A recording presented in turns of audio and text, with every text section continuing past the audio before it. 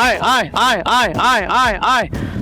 নদীর পাড়ে শান্ত নিবিড় গ্রাম হাভাতিয়া। এখানে বাস করেন পশু প্রাণী প্রেমী আবুল কাশেম। তার চারপাশ যেন একটা ছোট চিড়িয়াখানা। সকাল শুরু হতেই গাছে জড়ো হয় বক, ঘুঘু, শালিক সহ নানা পাখি। কাশেম ডাকলেই উড়ে আসে বক, আসে ঘুঘু। কেউ আসে খাবারের টানে, কেউ বা শুধুই ভালোবাসায়। হাভাতিয়া নদী পুরান বাতাকান্দিকে ভাগ করেছে দুই উপজেলায়। নদীর উত্তর পারে একটি বাড়ি, যেন বিচ্ছিন্ন এক দ্বীপ, যেখানে প্রাণীরা নিজেদের নিরাপদ অনুভব করে। পুকুরের কাছে দাঁড়িয়ে কাশেমের কণ্ঠে বকের ডাক শুনে দৌড়ে আসে দুটি বক। কোনোটা বসে তার কাঁধে, কোনোটা হাতে। হাতে থাকা পাত্র থেকে ছোট মাছ তুলে খাইয়ে দেন তিনি। 1.5 মাস ধরে বকজোড়াকে দেখাশোনা করছেন তিনি।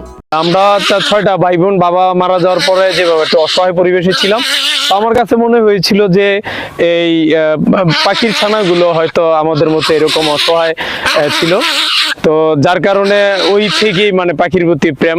1993 সাল থেকে তিনি পাখি ও প্রাণীর প্রেমে মগ্ন। কোনো পাখি ও প্রাণীকে তিনি আটকে রাখেন না। অসুস্থ বা আহত প্রাণীকে উদ্ধার করে চিকিৎসা দিয়ে সুস্থ হলে ছেড়ে দেন মুক্ত আকাশে। ঘুঘু, শালিক সহ আরো অসংখ্য পাখি পেয়েছে তার দয়ার আশ্রয়। শুধু পাখি নয়, অসহায় বিড়াল কুকুরও প্রতিদিনই আশ্রয় নেয় তার বাড়িতে। বাড়িতে রয়েছে খরগোশ, কবুতর এবং কয়েকটি বিড়াল। মানুষও নদী পার হয়ে শুধু এই ভালোবাসার দৃষ্টান্ত দেখতে এখানে পৌঁছায় কাশেমের দ্বার প্রান্তে। পাখির প্রতি ভালো যত্ন নেন।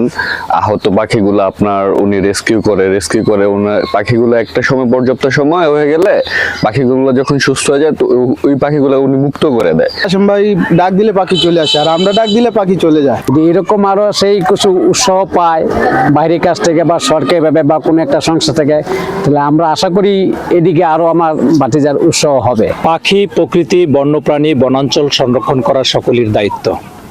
আবুল কাশেম যে পাখির প্রতি তার একটা প্রীতি বা ভালোবাসা সৃষ্টি করেছে, এটি উদাহরণ হয়ে থাকবে।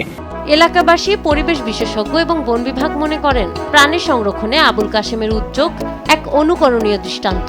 এমন মানবিক উদ্যোগ সমাজকে সচেতন করে এবং প্রাণী নির্যাতন রোধে ইতিবাচক ভূমিকা রাখে। যে পাখি নয়, আবুল কাশেমের যে পাখি আসা সেটা নয়, অনেকের অনেক বন্য প্রাণী, যেমন কুমিরের মতো বন্য প্রাণীও তাদের কাছে আসে। এটা তার পাখির প্রতি ভালোবাসার একটা উদাহরণ। আজকের প্রযুক্তি নির্ভর সমাজে সামাজিক যোগাযোগ মাধ্যমে দেখা যায় প্রাণী নির্যাতনের চিত্র। ঠিক এমন সময় আবুল কাশেমের মতো মানুষই মানবিকতার আলো বাঁচিয়ে রাখেন। নাহার বৃষ্টি, নিউজ ডেস্ক, দেশ টিভি।